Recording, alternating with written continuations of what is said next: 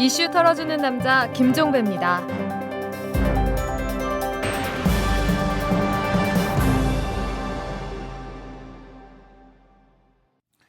네, 7월 2일 화요일입니다. 자, 이탈남 오늘도 오마이뉴스의 이주영 기자가 열어주십니다. SNS 한 뉴스 시작하도록 하죠. 이주영 기자. 네.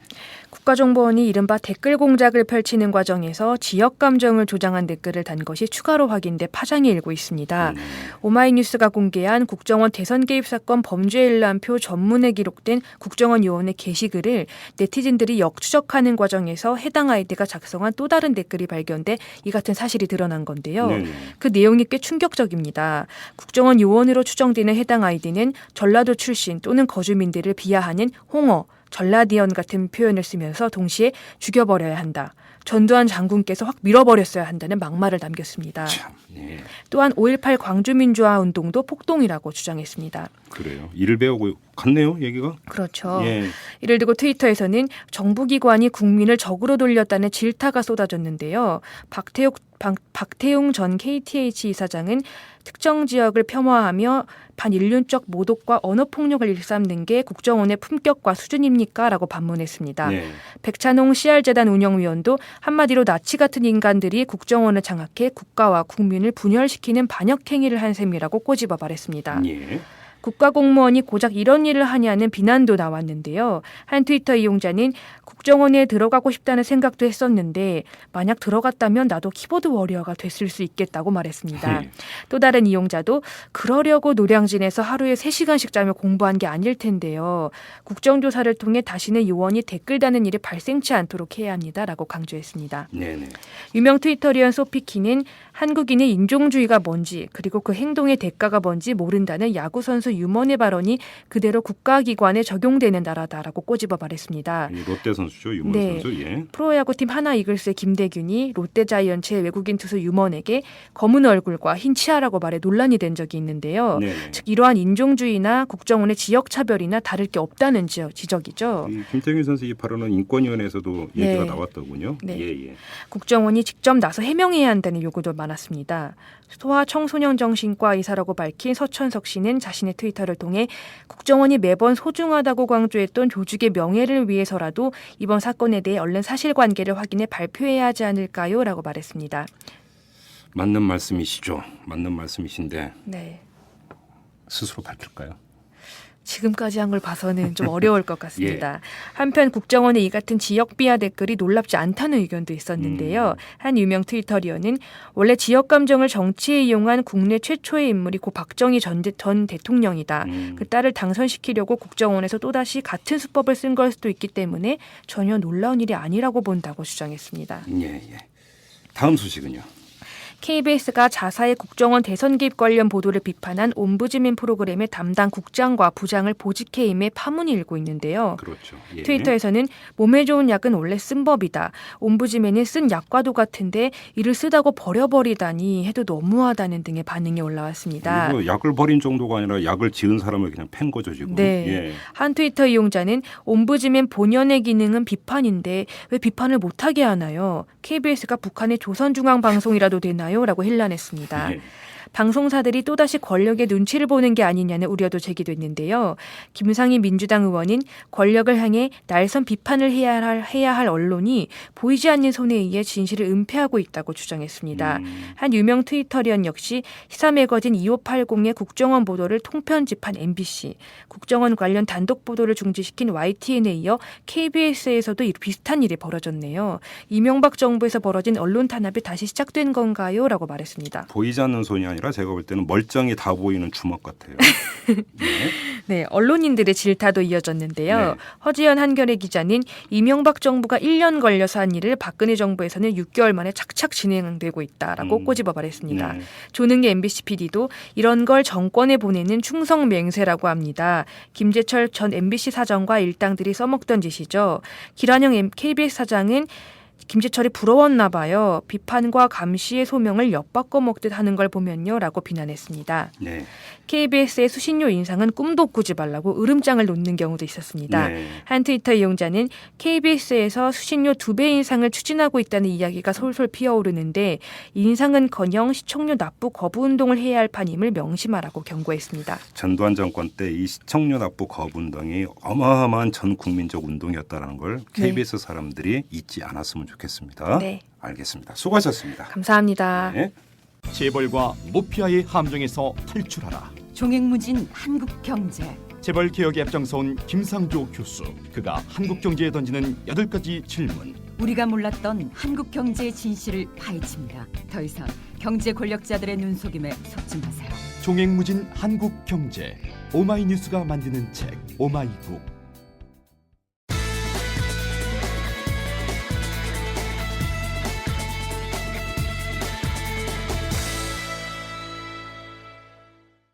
네, 오늘 탈탈 인터뷰에서는 국정조사 특위가 구성이 됐는데요. 이 문제를 집중적으로 털어보도록 하겠습니다. 오늘 오전에 첫 전체 회의가 열렸는데 또 우여곡절이 상당히 많았습니다. 자, 국정조사 특위 민주당 간사를 맡고 계시는 정청래 의원을 전화로 연결합니다. 여보세요? 네, 안녕하십니까. 네네. 정청래입니다. 지금 인터뷰 시작하는 시점이 11시 45분, 50분을 향해서 가고 있는데요. 네네. 오늘 오전 회의에서 상당히 우여곡절이 있었다. 그러니까 민주당 의원 2명이 그 피고발인인데 어떻게 들어올 수 있느냐, 빼야 된다. 새누리당 의원들이 이렇게 주장하면서 퇴장을 했다. 뭐 이런 뉴스가 나왔었거든요. 어떻게 그건 정리가 좀 됐습니까? 그 문제를 말씀드리기 이전에 예. 오늘 헌정사상 최초로 예. 국정원에 대한 국정조사 예. 제1차 회의가 열린 매우 역사적인 날입니다. 네. 61년 중앙정보부 창설 이래 네. 국가정보기관에 대한 국회 직접적인 국정조사가 드디어 이제 시작이 됐습니다. 네. 이런 중차대한 이런 문제에 대해서 국민적 의혹이 많은 만큼 하여튼 철저하게 예. 충분한 시간을 두고 파헤칠 예정이고요. 네. 그래서 방금 지금 이탈남하고 지금 제가 제일 먼저 지금 예. 인터뷰를 하고 있는데요. 네. 10분 전에 끝났습니다. 제1차 국정조사 예.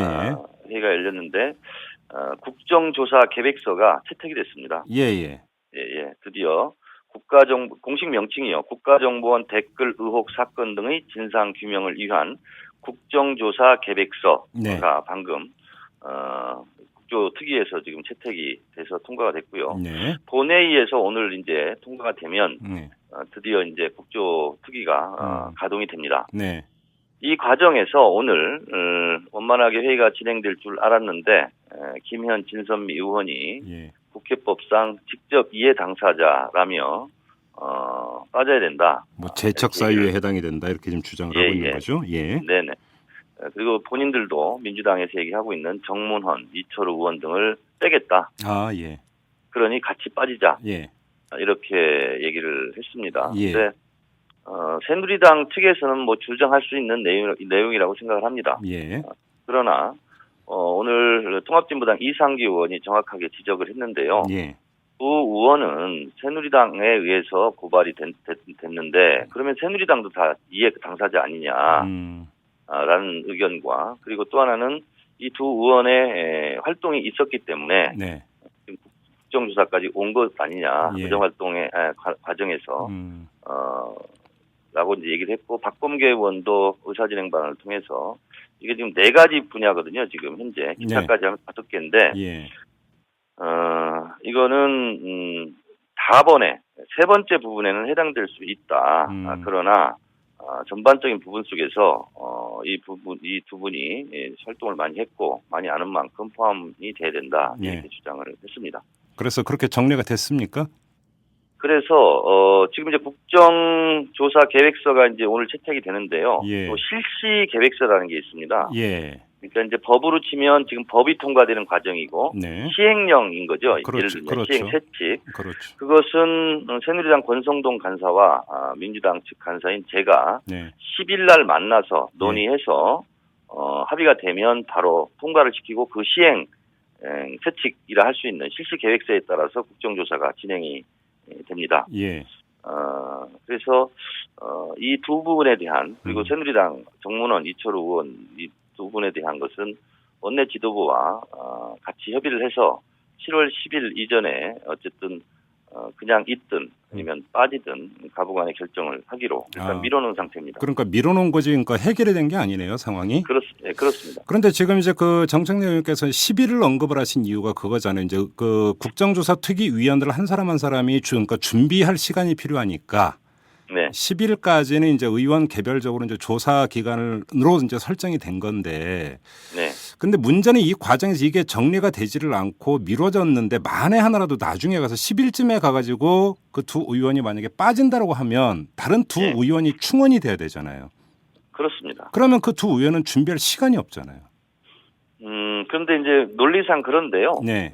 실제로 그 예전에 좀 국정조사 특위를 쭉 보니까 네. 한 일주일 안팎 후에 실시 계획서를 보통 채택을 했어요. 예, 예. 이게 저희 민주당 측이나 이상규 의원이라면 뭐 준비가 다 돼 있고 충분히 이제 파악이 되고 공부가 돼 있는데 네.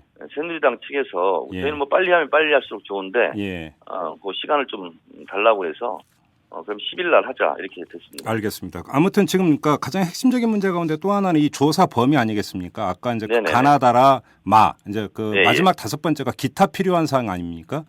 네, 그렇습니다. 근데 이 기타 필요한 사항에 NLL 문제가 들어가느냐 마느냐가 지금 초미의 관심사인데 예. 혹시 이것은 지금 새누리당 간사인 권성동 의원하고 얘기를 나눠보셨습니까? 아니면 오늘 전체 회의에서 이 논의가 있었습니까? 이 논의는 없었고요. 네. 우선 당장 오늘 통과가 제일 중요한 문제죠. 네. 그리고 그 통과된 이후에 이런 문제를 포함해서 모든 예. 문제를 포함해서 예.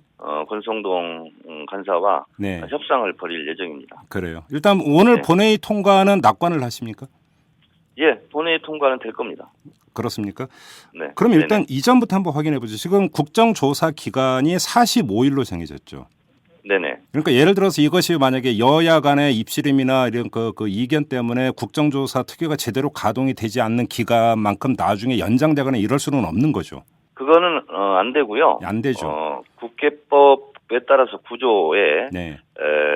연장을 할 수 있습니다. 예. 근데 합의하에. 그것은 또- 예. 예, 합의하에. 그런데 그건 또 본회의 통과 음. 사항이거든요. 네. 제가 왜 이걸 여쭤봤냐면 네네. 지금 여러 가지 사실은 지뢰밭이 아직 남아 있습니다. 지금 특위위원 구성 문제부터 시작을 해서 증인 채택 문제니 조사 범위니 여러 가지 지뢰밭이 아직 남아 있는데 네. 바로 이런 하나하나에 대해서 새누리당이 문제 제기를 하면서 국정조사 특위가 제대로 가동이 되지 않을 경우에 네. 허송세월이 될 수 있는 가능성, 다시 말해서 새누리당이 지연전술로 또 나올 수 있지 않느냐라는 우려가 제기되기 때문에 여쭤보는 겁니다. 충분히 그런 예상을 할 수 있고요. 예. 그러나 새누리당도 이 국정조사 특위를 수용할 데는 결국은 이제 국민들의 여론에 밀려서 한 거 아닙니까? 네네. 국민들이 뭐 하고 싶어서 했겠습니까? 예. 마찬가지로 국정조사 특위 활동도 예. 결국은 본인들은 안 하고 싶고 예. 이런저런 핑계 대면서 시간 끌고 네. 하고 싶은 생각이 있겠지만 예. 국민들의 여론이 그것을 가만두지는 않을 거다. 네. 그렇게 생각하고 저는 국민들의 여론, 예. 밖에서의 이 외침 이런 부분이 예. 새누리당의 그런 해태 행위 이런 예. 것을 상당히 제압해야 되고 또 그렇게 되리라 저는 예. 기대하고 있습니다. 한번 솔직히 한번 좀 답변해 주세요. 권성동 간사하고 얘기 이제 나누셨잖아요. 네네. 의지가 어느 정도인 것 같습니까? 정청래 의원께서 파악하신 바로는. 권성동 간사는 제가 뭐 협상 파트너이기 때문에 뭐 예. 칭찬할 수밖에 없지 않겠습니까? 그런데 비교적 이렇게 합리적이시더라고요. 네. 오늘도 새누리당 의원들이 막 퇴장하고 막 이러니까 네. 권성동 간사가 막 만류하고 네. 애를 먹었어요. 예. 예, 그래서 어떻게 보면 새누리당이 좀 자중질환이 일어난 것 같은 그렇게 그런 파악하고 계십니까? 그런 현장이었어요. 그래서 예. 저희들은 뭐 제가 간사로 이제 선임이 됐으니까 네. 비교적 제가 좀 이렇게 이런저런 주문을 하면 비교적 잘 따라주시는데 네. 새누리당은 좀 자중질환이 일어난 듯한 그런 좀 안 좋은 모습이었습니다. 아무튼 이 국정조사 아까 제가 좀 전에 이제 지뢰밭이라는 그런 그러니까 비유를 했습니다만 이 문제와 관련해서 어제 저희가 신경민 그 최고위원하고도 인터뷰를 했는데 이때도 좀 여쭤봤었거든요. 그래서 이제 반복해서 여쭙지는 않도록 하겠는데 근데 이 점만은 좀 다시 한번 확인을 하고 넘어갈 필요가 있습니다. 국정조사 과정은 국민 앞에 공개되는 것이 기본 원칙 아니겠습니까? 네네. 그런데 이제 문제가 여기에 난점이 하나가 있습니다. 국정원 직원들의 신원은 노출되면 안 되죠. 그래서 어제 그것도 이제 권성동 간사가 얘기를 했는데요. 네. 국회법상 공개가 원칙입니다. 예. 그래서 이제 당연히 공개적으로 하는데요. 네. 부득이하게 예. 예를 들면 지금 방금 말씀하신 국정원에 대해서 무조건 비공개해야 되는 게 세 가지가 있습니다. 네. 첫 번째는 위치 장소 국정원에, 예. 그다음에 인사, 네. 조직 예. 이런 부분은 공개하면 좀 곤란한 부분이 많이 있죠. 네. 네, 그래서 그런 부분은 뭐 그것도 여야 간사 간 합의를 통해서 예. 부득이하게 네. 공개하면 국익에 손상이 있다라고 네. 판단되는 부분은 비공개로 할 수밖에 없습니다. 근데 좀 여기서 그래서 제가 여쭤보는 건데 뭐 네네. 일본말 써서 죄송합니다. 안 꼽는 찐빵이 될 가능성이 있는 게 지금 사실은 국정조사에서 핵심 중에 핵심은 국정원 직원들, 간부들에 대한 조사 아니겠습니까? 예. 그런데 이들에 대한 조사를 비공개로 할 수밖에 없다면 예. 국민들은 국정조사의 과정을 사실상 가장 핵심적이고 중요한 부분을 모르고 넘어가 버릴 수밖에 없는 거잖아요. 근데 이제 비공개로 하더라도 네. 어쨌든 간사가 밖에 나와서 브리핑을 하게 돼 있습니다. 예. 예, 그렇기 때문에 예. 직접적 공개가 아니긴 하지만 네. 어쨌든 국정조사 뭐 보안 유지상 비공개를 하는 부분이 있다면 네. 그런 부분은 제가 다 국민들에게 솔직 담백하게 다 말씀을 드리겠습니다. 예. 뭐 근데 국민 입장에서 좀 감질나는 부분이 있기 때문에 드리는 질문입니다. 예. 자, 그리고 이제 이 모두에서 의원님께서 이게 그 역사상 최초의 정보기관에 대한 국정감사라고 의미를 부여하셨는데 네. 그걸 국정원 입장에서 보면은 역사상 처음으로 조사를 당하는 것 아니겠습니까? 그렇습니다. 이 예. 국정조사 채택 과정에서 국정원 쪽의 어떤 로비라든지 뭐 회유라든지 뭐든지 이런 것들이 되게 거셌을 것 같다라는 아주 단순한 추정도 가능할 것 같은데 어땠습니까? 저한테는 뭐 어떠한 얘기도 없었습니다. 저쪽도 없었고. 예. 그래요? 예. 그렇습니까? 그러면 지금 이래서 국정조사에 대비해서 국정원이 어떻게 준비하고 있는지 이런 것들은 파악된 게 없습니까? 뭐 준비 많이 하고 있겠죠. 네. 근데 뭐 굳이 제가 그걸 알아보거나 예. 뭐 그럴 필요가 없어서 예. 뭐 제가 이제 정보의 간사이기도 하니까 예. 그런 부분을 알아볼 수 있는데 아직 그런 시도는 안 했습니다 제가. 그래요. 지금 그 원세훈 원장 네. 출석할 수 있다고 확신하십니까? 증인에? 이제 제일 난항이 네. 이제 증인 채택 협상입니다. 그렇죠. 그것은 또 협상 전략을 제가 노출하기도 그렇고 예. 그래서 그것은 어쨌든 최선을 다해서 국민들이 원하는 증인들을 불러서 네. 이게 예전 조선 시대로 치면 어떻게 보면 국문 비슷한 거 아니겠습니까? 예. 철저하게 예. 하여튼 하겠습니다. 근데 왜 그러냐면 이제 재판에 회부된 사람 아니겠습니까? 기소가 된 네네. 사람이기 때문에 재판에 영향을 줄 수 있다 이런 논리를 내세울 수 있기 때문에 드리는 질문입니다. 이제 그거는 국정조사를 회피하기 위해서 새누리당이 세웠던 논리인데요. 네. 이미 뭐 국정조사를 수용을 했기 때문에 예. 그런 주장은 이제 의미가 없어졌습니다. 그래요? 예. 그러면 증거 증인대 얼마든지 세울 수 있다고 자신을 하시는 거네요. 그러니까 제가 확정적으로는 말씀을 안 드리겠는데 네. 어쨌든 협상이라는 게 있으니까요. 예. 그것은 제가 협상을 잘 진행해 나가도록 하겠습니다. 네, 아무튼 뭐 지금 뭐 정청래 의원께서 협상 전략을 언급을 했기 때문에 참 세세하게 질문 드리는 것도 좀 한계가 있습니다만. 예. 그렇죠. 한계가 있는데 여러 가지 지금 이제 걱정이 돼서 드리는 질문입니다. 걱정이 돼서 드리는 질문인데 네. 이게 예를 들어서 또 한 가지 문제는 어떤 인물을 증인대에 세울 수 있느냐의 문제도 있지만 또 자료 열람이라든지 이런 문제도 있지 않습니까? 예, 그렇습니다. 예. 접근이 가능하겠습니까? 근데 쉽겠습니까? 네.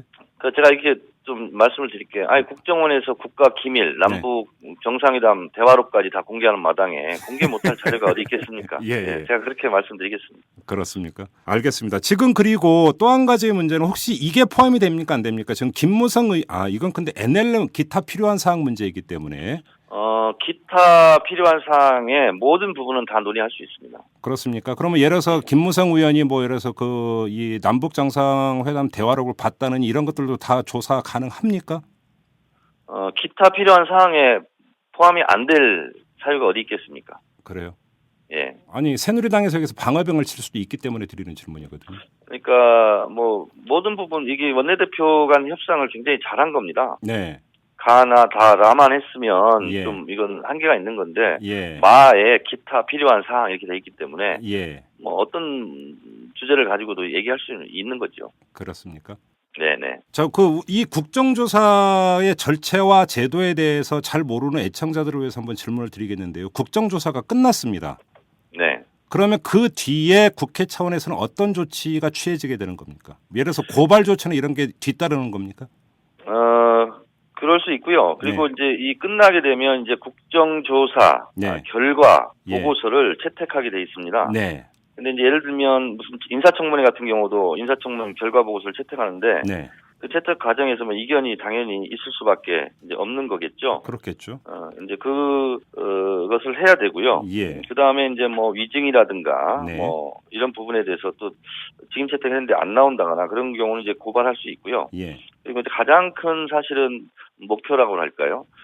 국정원 국정조사를 통해서 네. 실제로 국정원을 개혁하는 그런 법안들을 예. 제출하고 통과시키는 예. 처벌도 물론 책임자 처벌도 있겠지만 예. 사실은 그게 제일 중요한 목표라고 할 수 있고 예. 그렇게 해서 국익에 걸맞는 새로운 국정원으로 거듭 태어나게 하는 것으로 자리매김시킬 수 있는 것이 이번 국조특위의 중요한 목표라고 할 수 있습니다. 뭐 정청래 의원께서는 뭐 정보위원회 소속이시기도 하시니까 그럼 국정원 개혁의 핵심 중에 핵심은 뭐라고 보십니까? 지금 새누리당 이재호 의원도 그런 말씀을 하신 것 같은데요. 네. 국내 정치 파트를 관여하지 못하게 하는 겁니다. 참 이게 옛날부터 계속 말은 나오는데 관여를 하니까 그렇지 그렇습니다. 않습니까? 그래서 해외 정보와 대북 예. 정보 예. 이 부분만 한정해서 업무를 할 수 있도록 하고 국내 예. 정치 부분은 아예 손떼기 하는 것이 예. 좋습니다. 이게 정권을 바꿔가면서 예. 그 정권의 입맛에 맞게 정권 안보를 위해서 노력하는 거거든요. 네. 그래서 이번 기회에 헌정사상 최초로 국정조사도 하는 만큼 예. 그 부분에 대한 매듭을 좀 지어야 하지 않을까 생각합니다. 그러면 제가 한번 진단을 부탁드리겠습니다. 이게 이전 정권에서도 국내 정보 파트에 대한 이야기는 계속 나왔던 것 아닙니까? 처음 나오는 얘기가 아니에요, 사실은. 네네. 네. 그럼에도 불구하고 국정원은 계속 그런 짓을 해온 것 아닙니까? 그렇습니다. 그럼 이게 뭐 법에 명시한다 이런다고 해서 되는 성질의 문제가 아닐 수도 있는 것 아니겠습니까? 그러니까 법을 고쳐서 네. 아예 국내 정치 부서를 없애버리는 거죠. 예. 그렇게 하면 좀 되지 않을까 생각을 하고 있습니다. 그렇습니까? 알겠습니다. 자, 그러면 본격적인 국정조사는 10일 이후부터 들어가게 되는 거네요. 네, 그렇습니다. 오늘 본회의 통과하고 이제 10일까지는 네. 각 당에서 이제 공부도 하고 전략도 짜고 예. 그렇게 하고 이제 저는 개인적으로 또 이 실시계획서를 채택을 해야 네. 바로 가동이 되는 거기 때문에 저는 예. 또 간사로서 그런 예. 일에 또 준비를 철저히 하려고 합니다. 하나만 더 질문드리겠습니다. 물론 뭐 대답은 기대하지 않습니다. 혹시 히든카드 갖고 계십니까? 민주당 차원에서? 히든카드니까 그것은 밝힐 수 없습니까? 뭐 시인도 부인도 하지 않겠습니다. 그건 있다는 얘기인데요. 하여튼 뭐 그 말도 시인도 부인도 하지 않겠습니다. 하여튼 제가요 예. 부탁 말씀 좀 드리고 싶은 것은 네. 이게 상대방이 있는 게임이거든요. 그렇죠. 그래서 우리가 원하는 것은 100인데 네. 100을 다 얻을 수 있겠습니까? 예. 그래서 기대가 크면 또 실망도 클 수 있다는 말도 있는데 예. 어쨌든 예. 저희 국정원 국조특위에 들어간 네. 저를 비롯한 우리 민주당 그리고 통합진보당 의원들은 최선을 다 하겠습니다. 네. 일희일비해서 너무 나무라지도 마시고 네. 또 잘한다고 너무 또 치켜 세우지도 마시고 예. 좀 묵묵하게 저희들도 갈 테니 국민 여러분들께서도 좀 인내심을 가지고 지켜봐 주십사 부탁 말씀드리겠습니다. 알겠습니다. 자, 여기서 마무리하겠습니다. 고맙습니다. 네, 감사합니다. 이슈 털어주는 남자 김종배입니다. 냉철한 분석, 깊이 있는 통찰로 우리 사회 현안을 털어드립니다.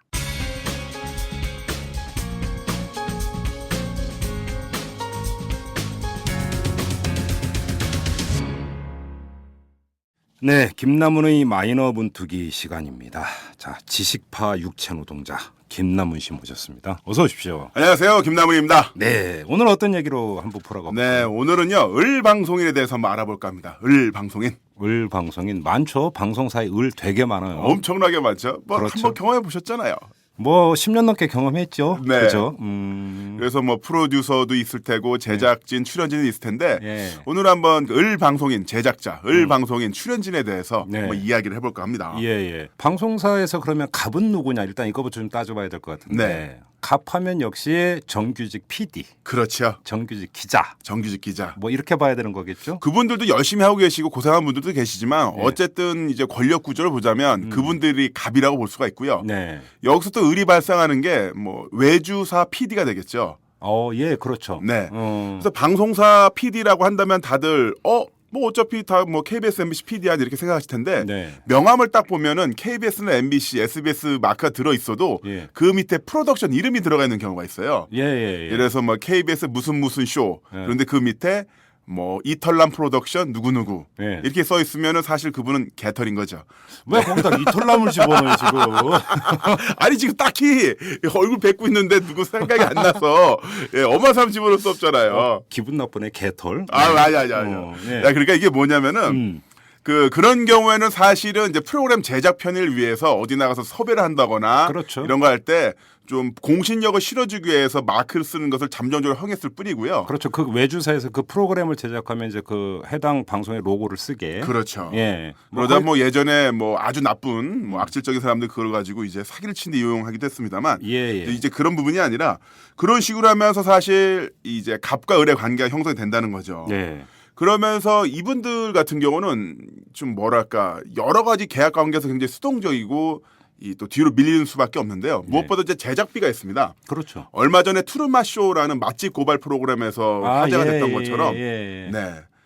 이 제작비를 적게 주다 보니까 예. 외주사에서는 그 부분을 충당하기 위해서 스폰서, PPL을 막 들여놓는 거죠. 예, 그렇죠. 그런 식으로 하면서 이제 프로그램에 어떻게 보면 질은 떨어지고 네. 관리 감독 권한은 갑이 계속 가져가는데 예. 을한테 떨어지는 건 점점 작아지는 예. 그런 게 반복이 되는 거죠. 그렇죠.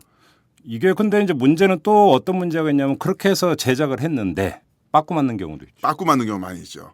시사를 3번 정도 하거든요. 예. 이 프로그램 같은 경우. 음. 그런데 최종적으로 이제 CP 시사 방송 전날 하는데 네. 이때 빠꾸가 나면은 난리 나는 겁니다. 전날이니까. 그러면 이제 찍어와야 되는데 그림 모자라서 예. 저가 직접 했던 프로그램 아니고 제가 이제 한 달이 건너서 알게 되는 프로그램이었던데 네. 마약 중독에 관한 프로그램이었어요. 오. 그래서 그게 그림이 모자르다고 해서 부산 가서 찍어와라. 그래서 여자 외주 제작사 PD가 부산에 홀로 2박 3일 동안 마약 중독자를 찍으러 갔어요. 야, 그건 그 섭외도 쉽지가 않은. 섭외도 쉽지 않고 위험하잖아요. 그렇죠. 마약 중독자를 2박 3일 동안 예. 쫓아가는 건데. 예. 근데 거기서 외주제작사 사장님이 그 PD한테 한 말이 뭐였냐면 회사 차를 타고 가는데 보험이 안 되니까 8,300원 네가 내고 가라. 여자 PD가 2박 3일 동안 서울에서 부산을 촬영하러 갑니다. 네. 운전하면서. 예. 기름값은 주겠으나 예. 일일 보험비 예. 일당 8,300원은 내가 내지 못하겠으니 네가 내거라. 근데 아주 극단적인 경우로 그렇게 최종 시사 단계까지 갔는데 빠꾸를 맞았는데 도저히 안 돼서 프로그램이 대체가 됐다 그래서 불방이 돼 버렸다. 네. 이러면 제작비 한 푼도 못 건지는 거죠. 그렇게 되죠. 그런데 불방이 되는 경우는 사실 없죠. 그렇게 되면은 이제 난리가 나니까. 본사 PD에도 난리가 나니까. 예. 근데 그런 식으로 해서 다 이제 을쪽으로 다 넘어가는 그게 막 반복이 된다는 근데 거죠. 외주사는 그래도 프로덕션 회사 아닙니까? 네. 이제 그 솔로로 뛰는 사람들이 있어요. 요즘 이제 그 VJ라고 해서 많지 않습니까? 네. VJ의 경우는 어떻습니까? VJ의 경우는 그야말로 뭐 망이망소이라고 할 수가 있습니다. 참 신뢰된 표현 많이 썼는데요. 옛날에 국사 좀 하셨네. 예, 제가 그만큼 망이망소이. 야, 공감한다는 표현이에요. 진짜 오랜만에 듣는다. 예. VJ가 이제 비디오 저널리스트라고 해서 초기에 이제 파미 카메라가 많이 보급이 되면서 새로운 저널리즘, 이때 떴었는데. 그렇죠. 독립 영상, 뭐 독립 영상 제작자 이런 분위기로 막 떴었는데 이게 시간이 지나고 보니까 우수한 방송 인력을 저렴하게 쓰는 형태로 변질이 되어버리고 말았죠. 네. 요즘 방송 기재자가 잘 나오다 보니까 아이디어와 체력 그리고 배짱이 있으면 영상 한 편을 통째로 만들지 못한다고 해도 코너에 들어갈 어떤 자료 그림 좀 꽤 많이 만들 수가 있거든요. 예. 이런 부분에 있어서 VJ들을 그냥 일당 고용제로 쓰는 거죠. 카메라 들고 가면 17만 원. 일당이? 카메라 없으면 15만 원. 예, 카메라 꿔주는 대신 2만 원 뺍니다. 거기서 공제하죠. 예. 그런 식으로 해서 하고 예. 물론 이제 등급이 올라가다 보면 네. 하루 30만 원씩도 받아요. 어우. 괜찮죠. 예. 괜찮은 것 같은데 최근에는 이 단가가 또 조정이 막 일어났어요. 깎았어요? 깎았습니다. 하루 30만 원을 아이템당 30만 원으로 바꿔버렸어요. 그리고 한 번 지방 나가면 3, 4일 찍으면 120만 원 벌어 왔었는데 예. 이게 순식간에 30만 원을 줄어버린 거죠. 이래서 3일 하면 하루 일당 10만 원밖에 안 되는 거는? 그렇죠. 거기에 대해서 항의를 하니까 이제 뭐 여러 방송사 하는 말이 실은 말고 줄 서 있어. 너 말고 할 사람 많어. 신촌이랑 뭐 대학교에 가면 방송 스쿨 많고 거기에 우리 방송국이랑 일하겠다고 예. 공고만 붙이면 100명씩 와. 싫어 가. 이렇게 되는 거죠. 아, 그러니까 가장 열불날 때가 그럴 때죠. 맞습니다. 어. 너 말고 할 사람 많어. 자, 그런데 이게 꼭 돈 문제만이 아니라 이런 VJ가 이제 그 본사 정규직 PD가 제작하는 방송 제작 현장에 투입되는 경우도 있지 않습니까? 그렇습니다. 이럴 때, 그러니까 예를 들어서 그러면 PD와 VJ 간의 어떤 그 관계에서 네. 인격적 모독이라든지 네. 이런 것들도 많을 것 같은데. 인격적 모독은 사실 제가 처한 상황에서는 그렇게 없었고요. 네. 인격적 모독보다도 저는 법적인 이제 사고에 있어서 책임 문제가 막 많이 종종 발생하는 거죠. 아, 그렇죠. 예를 들어서 방송국에서 지방 촬영을 위해서 승합차를 타고 갑니다. 네. 그러면 운전 기사분 있겠고 정규직 PD겠고 외주사 임원, 외주사 직원, VJ 다 있을 텐데 네. 이분들이 처해 있는 상황이 다 달라요. 똑같이 프로그램을 만들러 나가는데 차가 뒤집었을 경우 배상받는 책임과 한계, 소재가 모두 다 달라집니다. 어떻게 다룬? 예를 들어서 운전하시는 분은 대부분 한국방송서비스라고 KBS 미디어 쪽에 만든 외주사의 그 소속이고. 소속이거나 비정규직 드라이버고요. 예. 직원 정규직 PD는 이제 방송사 정규직이겠고 네. 외주사는 외주사. 네. 그리고 가장 꼬레비 있는 게 VJ가 되는데 네. 이분들이 대부분 연령도 낮다 보니까 차에 앉을 때도 맨 뒷자리 앉아요. 예. 승합차 맨 뒷자리 아시겠지만 거기에 방송 기재들 다 집어넣으면 예. 이 양반은 안전벨트도 못 맵니다. 예. 그래서 차가 뒤집어지면은 가장 큰 심한 피해를 받겠습니다만 이 사람이 다쳤을 경우 또는 죽었을 경우에 다들 우리 책임 아니라고 얘기하는 거죠. KBS도 예를 들어서 꼭 KBS를 얘기하는 게 아니지만 방송사들도 우리랑 관계없는 거가 되는 거고 외주사도 아니 걔는 그냥 오늘 우리가 15만 원 주고 데려온 거지 큰 적인 없는 거다. 네. 우리 직원도 아니다. 이런 식으로 예. 다 빠져나가게 된 상황이 발생하는 거고 예. 그런 게 가장 큰 문제라는 거죠. 똑같이 하나의 프로그램 위해서 자기 재능을 투여하고 어떤 위험을 감수하는데 예. 큰 문제가 발생했을 경우에 예. 다들 이제 나몰라라 할 수 있는 상황이 된다는 거. 예. 이거 얼마나 서글픈 일입니까? 그렇죠. 지금 뭐 이래서 김남우 씨가 약간 좀 극단적인 뭐 이래서 차량이 전복이 돼가지고 네. 뭐 한다 이런 좀 극단적인 경우를 이제 그 말씀을 해주셨는데 실제로 방송 제작 현장에서 사고가 종종 발생을 하지 않습니까? 그렇죠. 2011년 후쿠시마 대지진 때도 예. 뭐 이거는 뭐 이미 공표된 국정감사에서 나온 내용이니까 그냥 말씀드리겠는데 네. KBS 기자들이 갔다가 취재진들이 갔다가 피폭이 됐죠. 아, 예, 예. 그때의 그 안전 기준 수칙을 보면 어이가 없는 게 당시 BBC 같은 방송 취재진들은 선량계로 방사능을 다 탐사 계측을 하면서 들어갔어요. 야. 근데 우리는 공식 지침이 뭐였냐면 우비를 쓰고 가라. 예.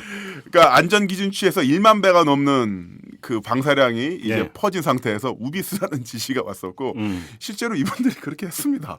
했다가 상당한 분들이 이제 피폭이 됐는데 이때도 참 가슴 아픈 게 뭐냐면 그 방송사는 일단 처음부터는 나몰라라 했죠. 예. 나몰라라 하다가 이 부분들이 외부의 유출이 소식이 나오면서 일단 정규직 직원들에 대해서는 건강검진 실시를 했습니다. 예. 건강검진 실시를 했고 그때도 이제 직원들이 막 항의를 하니까 예. 외주사는 왜 안 해주냐. 아. 네, 외주사는 또 나몰라라 했어요. 아. 그래서 또 직원들이 막 항의를 하니까 간신히 이제 외주사까지 건강검진을 했습니다. 예.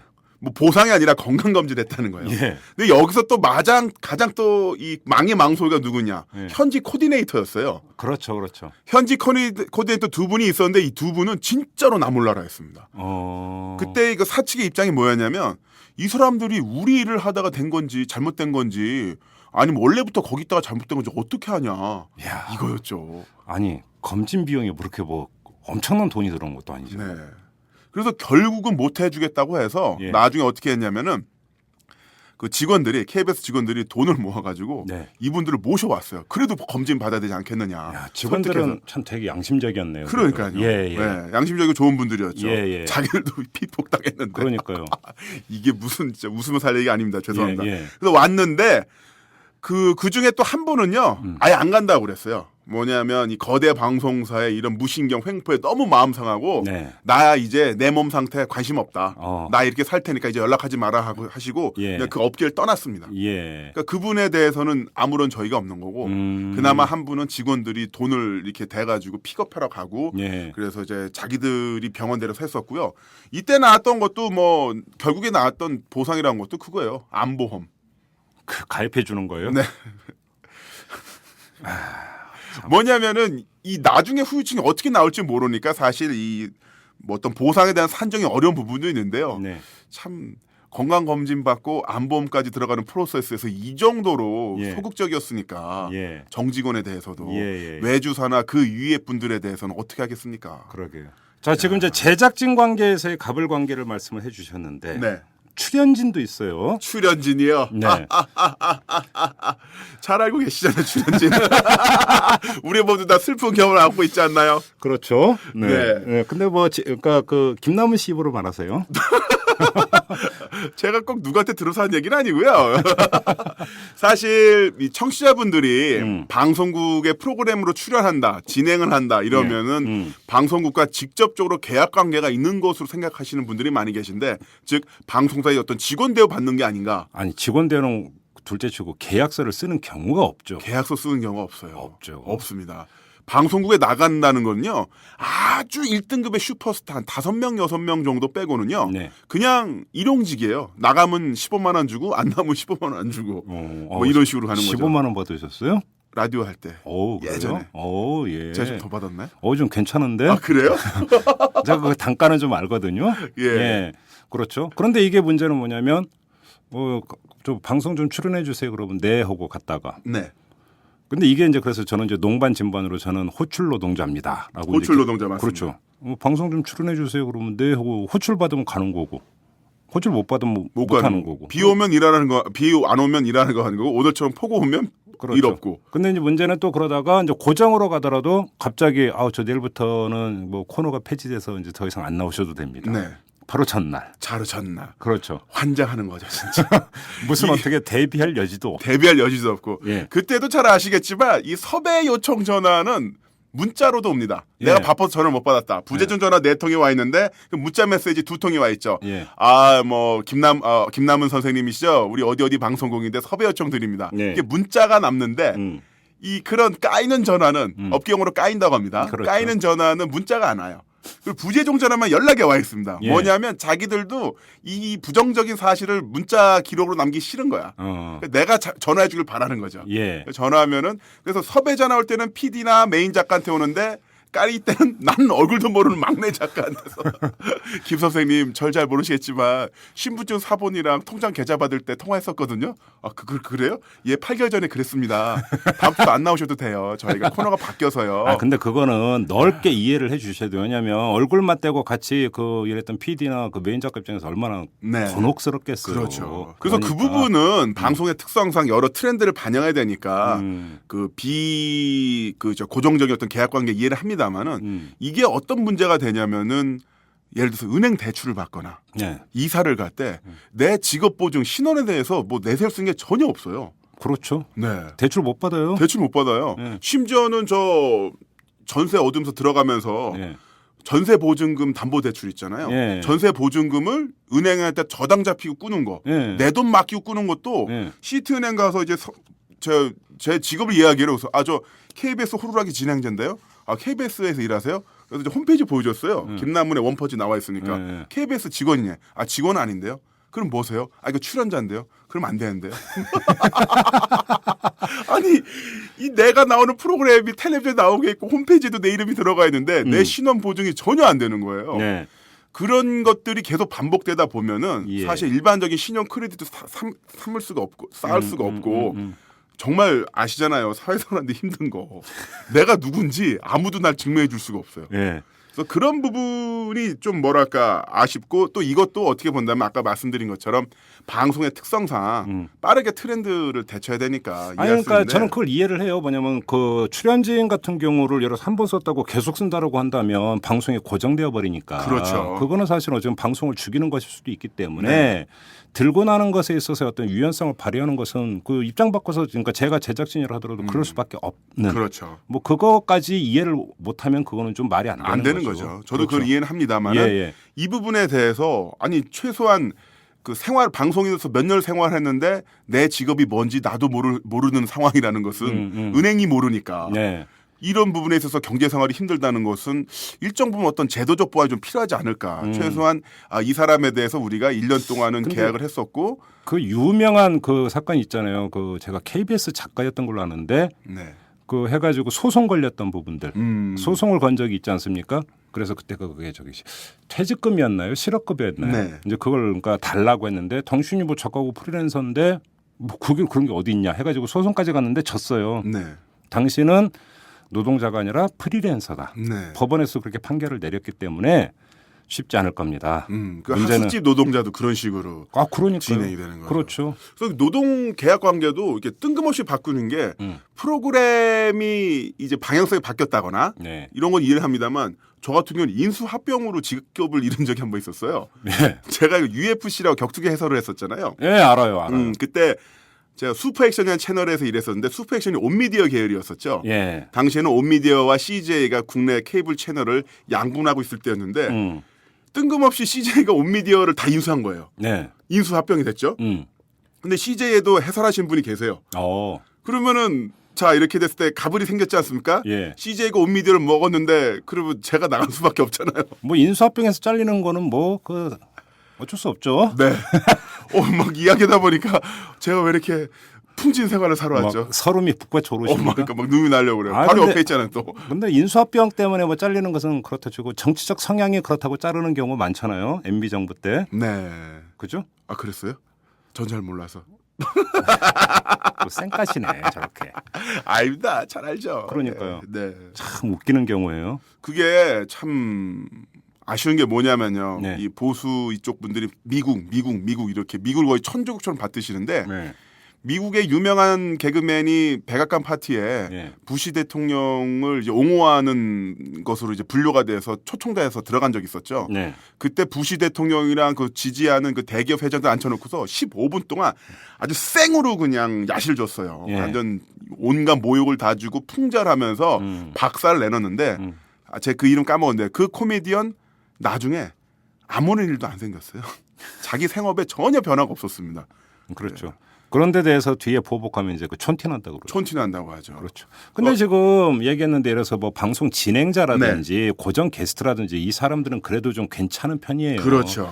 문제는 예를 들어서 이제 보조 출연자들이 있지 않습니까? 네, 맞습니다. 이분들이 참 열악하잖아요. 맞아요. 이 보조 출연자 이분들은 정말 열악한 상황이 있는데요. 그 가장 그 대표적인 케이스가 바로 드라마 각시탈 보조 출연자 네, 그때 사망 있었죠. 사건이죠. 예, 있었죠. 그때 각시탈이 굉장히 큰 인기를 끌었는데요.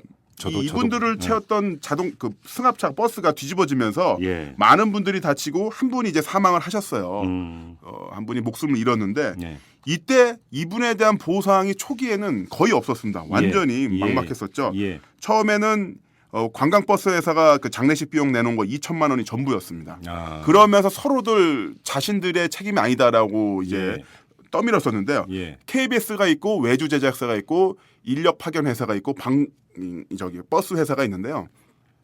방송국에서는 우리가 외주를 줬는데 왜 우리가 책임져요? 그렇게 됐었고 외주 제작사에서는 우린 드라마 만드는 데고 보조 출연 이쪽 저쪽은 저쪽 인력 기획에서 하시는 거니까 그쪽으로 문의하세요. 인력 기획에서는 아니 내가 운전했어요? 버스 회사에서 운전해서 이게 뒤집어졌잖아요. 저쪽에서 책임지셔야죠. 예. 하면서 전부 다 책임을 폭탄 냄비 돌리시다 하면서 이분들이 참 엄청난 고초를 당했었죠. 네.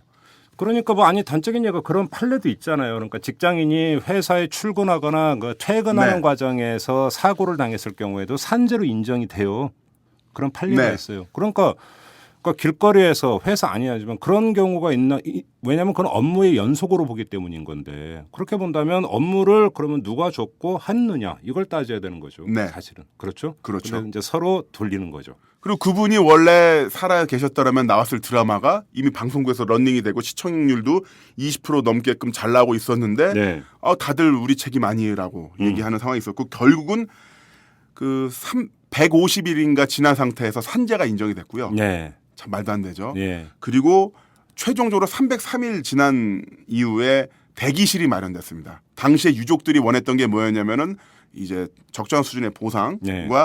이제 보조 출연자 대기실이었거든요. 그러니까 촬영 이제- 현장을 가면은 예, 톱스타들은 예. 밴에 들어가 계시고요. 예. 보조 출연자들은 그냥 길입니다.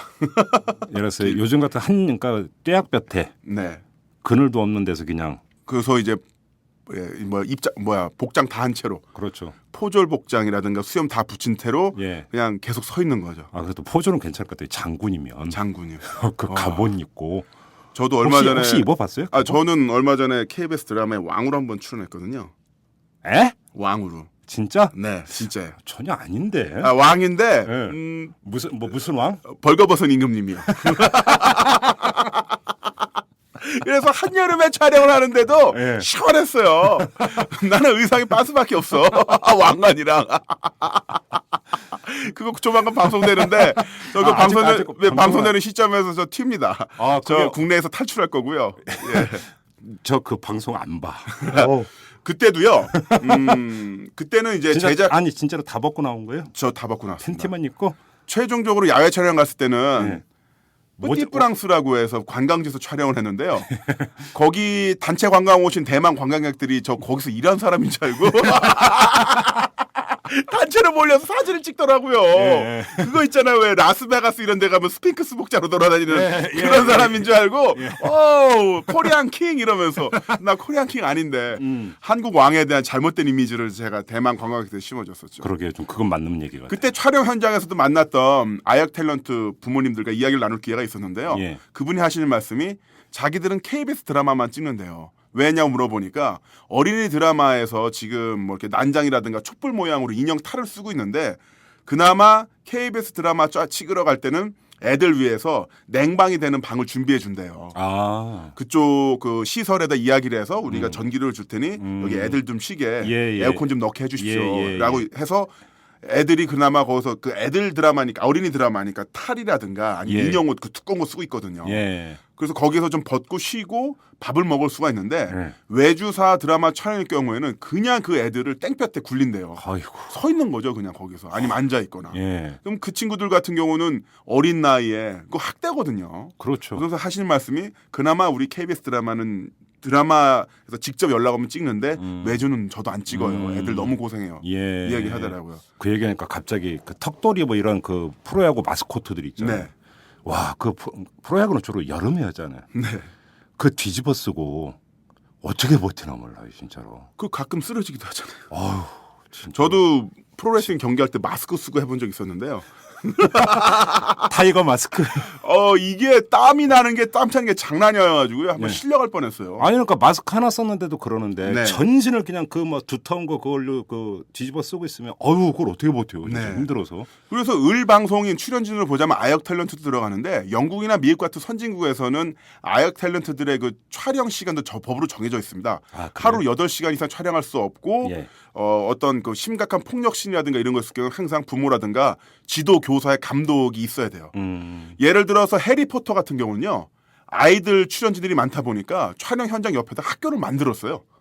그래요? 네, 학교를 만들어서 애들이 와서 수업을 받으면서 예. 촬영을 하게끔 했었고 오. 일정 하루 그 쿼터 이상 예를 들어서 8시간, 6시간 이상 촬영하게 됐을 경우는 이건 엄청난 아동학대가 되기 때문에 예. 영화사가 박살이 납니다. 근데 우리나라에서는 그런 부분이 그냥 자율적으로 지켜지는 거죠. 예. 자율적으로 지켜져서 착한 PD 만나면 애들이 에어컨 나오는 냉방실에서 쉴 수가 있는 거고 네. 그냥 현장이 열악하거나 그거 신경 못 쓰는 PD면은 그냥 땡볕에 애들이 쓰러져 있는 거고. 그렇죠. 이거는 큰 문제가 있는 거죠. 그렇죠. 우리 진짜 국가의 보배 아닙니까 아이들이. 자 어린이에서 이제 더 나아가서 자 제작진이나 출연진에서 이 네. 해법이 있다고 보세요? 해법은 사실 이 부분에서요. 그 가장 갑이라고 할 수 있는 방송사 최상층부에서 용단을 내리는 부분밖에 없죠. 무슨 용단? 그러니까 이 부분에 대해서 우리가 같이 책임을 질 수 있는 하나의 룰을 만드는 거 예. 또는 법을 만든다거나. 예. 왜냐하면 이 상황에서 예를 들어서 외주 출연자 VJ 예. 아역 탤런트 학부모가 항의한다고 해서 이게 바뀌겠습니까? 잘리는 거죠 그냥. 그렇죠. 잘리는 거고 줄 서 있어. 줄 서 있어. 다 이렇게 하는 겁니다. 예. 앞서 이제 극단적인 이야기를 했었죠. 같은 드라마, 같은 텔레비전 프로그램을 만들기 위해서 차를 타고 가다가 뒤집어졌을 경우에 그 죽음의 값어치가 모두 다 다르다. 네. 누구는 어쨌든 간에 약간은 조금 죄송합니다. 고인이 된 분들에는 죄송한 표현이겠습니다만 조금 더 풍족한 대우를 받고 어떤 사람은 너무나 열악한 대우를 받는다. 최소한 그 사람이 죽었을 경우에 그 사람들이 유족들이 감내해야 될 슬픔에 대한 보상은 일정 부분 비슷해야 되지 않을까. 그 이런 부분에 대해서 그러니까 우리가 대우라든가 고정적인 계약에 대해서는 방송의 특성상 어쩔 수 없다고 하더라도 예. 최소한 극단적인 상황이 발생했을 때 가장 윗 상층부에 있는 방송국에서 이걸 다 아우러지는 것을 만들지 못한다면은 슬픈 거죠. 근데 최상층부에 계시는 사장님께서 그 자기 자리를 보존하고 하는 데 있어서 첫 번째 척도가 경영성과인데 네. 그죠? 흑자를 내야 될 거 아닙니까? 흑자를 내려면 쥐어짜야 될 거 아닙니까? 쥐어짜야죠. 그렇죠. 용단이 내려지겠습니까? 거기다가 그런 부분이 있고, 예. 뭐 사장님께서 말도 안 되는 정치적인 이유를 대서 누구 짜라라 말아라라고 아주 직접 지시를 내리는 반에 쌓였어. 마음에 쌓였어. 용단이 내려지겠습니까? 제가 네. 볼 때는 오히려 이 방송사 문제의 핵심은 경영진에 있어요. 제가 볼 때. 네. 경영진에 그러니까 지금 나타나고 있는 여러 가지 문제의 그 발원지는 경영진 아닙니까? 사실. 그렇죠. 그러니까 너무 먼 얘기를 하고 계시는 것 같다. 저는 이 말씀을 드리는 거지. 네, 그 부분도 말씀 맞고요. 예. 그래서 이 부분이 어떤 식으로 개선이 돼야 되죠. 얼마 전에 KBS 인기 드라마 직장의 신 예. 비정규직의 서름을 다룬 드라마 있었잖아요. 예. 그 드라마가 엄청난 인기를 끌을 때 KBS 본관 앞에서 그 한국 방송 서비스 예. KBS와 대한민국 거의 모든 방송국의 그 방송 촬영 지원을 지원하는 그 방송 차량 예. 운전 그 서비스의 그 직원분들이 데모를 했었어요. 시위를.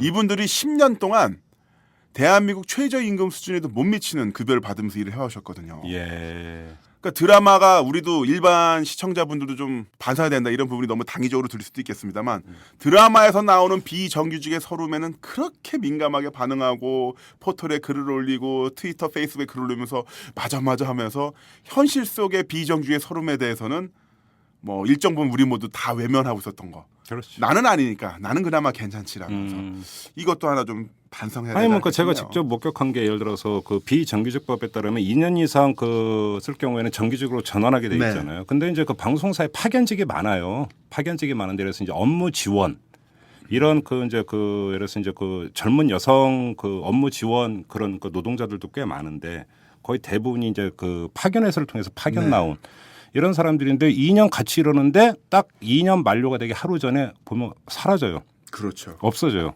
그리고 다음날 다른 친구가 오죠. 왜? 정규직 쓰기 싫으니까 끝나는 거죠. 그걸로. 네. 방송사에 실제로 그렇게 하고. 맞습니다. 그런 식으로 돼서 같은 사무실에서 같이 일하는데 그 하루 때문에 네. 누구는 정규직이고 누구는 그냥 나가고. 예, 정규직이 되는 경우를 저는 별로 본 적이 없죠. 네. 그러니까 항상 이제 이게 문제이니까 그러니까 이제 저는 이 말을 꼭 한번 해드리고 싶은 건 방송사만이 아니라 언론사 전반에게 꼭 한번 드리고 싶은 말씀이 당신들이 지금 한국의 사회 문제에서 양극화를 지적을 하고 거기서 비정규직 문제를 계속 보도를 하고 있는데 그러면 당신들의 경영은 비정규직에 대해서 얼마만큼 그렇게 호의적이면서 비정규직을 네. 대우해주면서 경영을 하고 있느냐 냐. 꼭 한번 묻고 싶은 겁니다. 그래, 저도 묻고 싶습니다. 그렇죠? 같이 숟가락 올리고 싶네요. 알겠습니다. 네. 자, 마이너 분투기 오늘은 방송계에서의 마이너들. 마이너들. 이렇게 네. 제가 좀 너무 신랄하게 말씀드린 것도 있는 것 같은데. 근데 네. 이렇게 얘기를 하면 김남은 씨 앞으로 방송 출연에 상당한 지장이 있을 것 같은데. 아 근데 사실 저는 프로페셔널이잖아요. 나름 네. 돈을 위해서 일하죠. 근데 돈과 함께 가장 중요한 게 바로 같은 격입니다. 예. 제가 오늘 했던 이야기들이 뭐 누군가에 대한 저주나 비난보다는 예. 나름대로 지점, 반성할 수 있는 지점, 더 잘 될 수 있는 부분을 지적했다고 보고요. 만약에 방송국 최말단 망이 망소이 그분들의 인권과 복지가 향상이 된다면 예. KBS 방송국 정규직 PD와 직원들의 인권과 복지는 더 향상이 되는 거죠. 아 물론이죠. 그런 식으로 된다면 프로그램의 퀄리티도 더 올라가고 시청률도 좋아지고 더 거기서 또 경영 개선도 일어날 겁니다. 그런 것만 된다면 나는 손가락 빨아도 좋다 이런 말씀이시죠? 아니죠. 그런 게 아니라 건설한 지적을 했으니까 예. 기다리고 있다는 겁니다. 포털 사이트에서 김남우 치면 제 네. 메일 주소 다 나오니까 언제든 연락 주십시오. 넉넉한 스케줄, 출연 조절 가능한 출연료 다 예. 준비되어 있으니까요. 네. 참 헛된 꿈 꾸고 있는 것 같아 지금. 지금 여기서 쏟아낸 말에 기초해서 보면은 아니에요. 다 영양가 있는 거고요. 예. 중심에서 드린 말씀입니다. 지켜보자 한번. 예, 지켜보자. 알겠습니다. 수고하셨습니다. 예, 고맙습니다. 여러분은 지금 10만인 클럽 회원 안진아가 후원하는 김종배의 이슈 털어주는 남자를 듣고 계십니다.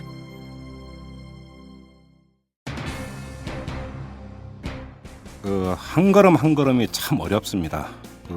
오늘 오전에 이 국정원 국정조사 특위 전체 회의가 열렸지만 우여곡절이 컸고 지금 이 녹음을 마무리하는 시점이 12시 조금 넘기는 시점이 되는데요. 아마도 저희 이탈남이 오늘 업로드되는 시점은 오후 한 4-5시쯤이 되지 않을까 싶은데 이 한 4시간 사이에 또 무슨 일이 벌어질지 솔직히 잘 모르겠습니다. 또 어떤 돌발 상황이 벌어질지 모르겠는데 이건 그만큼 지금 이 국정원 국정조사가 첨예한 문제라고 하는 것들이 반증이 되겠죠. 그렇기 때문에 양 여야 모두 필사적으로 지금 나오고 있다라는 것인데요. 여기서 결국은 중요한 것은 국민적 압박과 관심이 어느 정도로까지 높아지고 지속될 수 있는가. 이것이 여야의 필사적인 노력을 규정할 수밖에 없을 것이다라는 점입니다.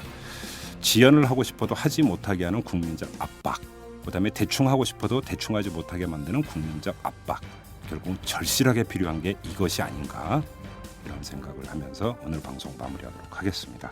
지금까지 이탈남 김종배였습니다.